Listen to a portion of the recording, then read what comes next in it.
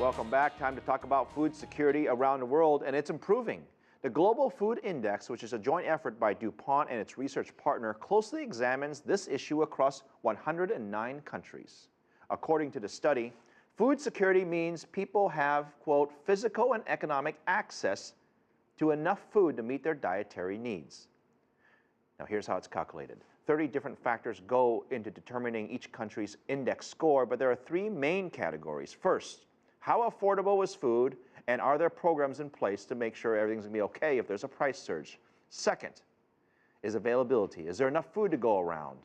And last is quality. Researchers say that covers the variety of food available, the average nutritional value, and the safety of the overall food supply chain. For more on this index and what it means, Rachelle Akuffo spoke to Jim Borel. He's the Executive Vice President at DuPont, and he also works with the company's Crop Protection, Nutrition, and Health Division.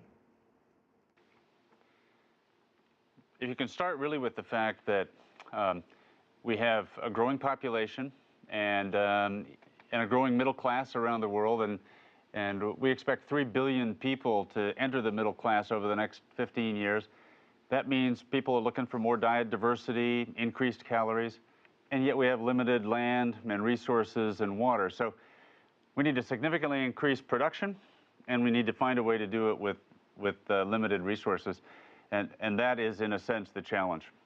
Of course, that plays out differently as you go around the world. Each country has its unique challenges, some sparsely populated areas with highly productive soils and some the opposite. But fundamentally, that's the challenge that we have. Now, we're going to talk specifically about China's role in global food security. One recent book actually insinuated that China's growing population and water scarcity could burden the world's global resources. What do you think about that? Well, China has a large population, and as the economy develops, certainly there'll be a piece of the growing demand for food around the world. But a couple of important points. First of all, China's 12th five-year plan also speaks a lot about modernizing agriculture and improving agricultural productivity. So they're also going to be part of the solution of producing more food. And also we need to remember that we expect another 2 billion people on the planet, mostly from sub-Saharan Africa, South Asia, Southeast Asia. So the population growth and the middle class growth is also going to be happening in many other countries. So China will be part of the challenge, part of the solution. We all have to work together around the world to rise to the challenge.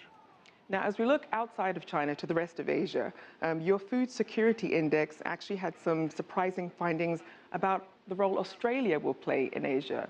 Tell us more about that. Well, Australia is one of those areas where we have, they have large agricultural areas. They have an opportunity to improve and increase overall production. Fairly low population, so they have an opportunity to produce food that might be available for people countries who might need to import. And their proximity to Asia means that they're positioned well geographically to be able to play a role. So again, it's a role that Australia might be able to play in that regional picture of producing more food economically and making it available to those who need it. Now, as we look around the world, we're seeing pockets of unrest. If you look across Africa, we're having problems in Nigeria, Iraq, Syria, yet somehow 70% of countries manage to improve their global security scores. How is that possible? That's a really good question. Certainly, political stability and security challenges are a huge issue to food security, particularly locally in the areas that are having the challenges. So it is a factor. But if we look broadly, as you mentioned, about 70% of the countries improved their scores. While that's really good news, it means we're making progress. It also is something that we need to take with a little bit of caution. One of the things that's happened over the last couple of years is we've had fairly good growing conditions around the world. So crop production has done well, and we've actually, for the last couple of years, been able to produce at a rate that has kept up with the increase in demand. That's great news. That means that food prices have moderated some, and that's been one of the biggest factors to helping to improve scores, food security scores around the world, is the fact that the affordability side of it was better than it had been. That can be fragile. If we were to have a year of poor production seasons around the world, it would only take one of those to create price spikes and some other challenges. So we need to continue to improve productivity and reliability every year. However, there are countries that are making important progress.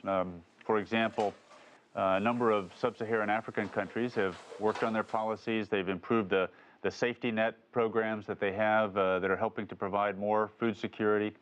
And in those areas, even without the price moderation, they've been able to improve food security scores. That was CCTV America's Rachelle Akuffo speaking with Jim Borel, DuPont's Executive Vice President.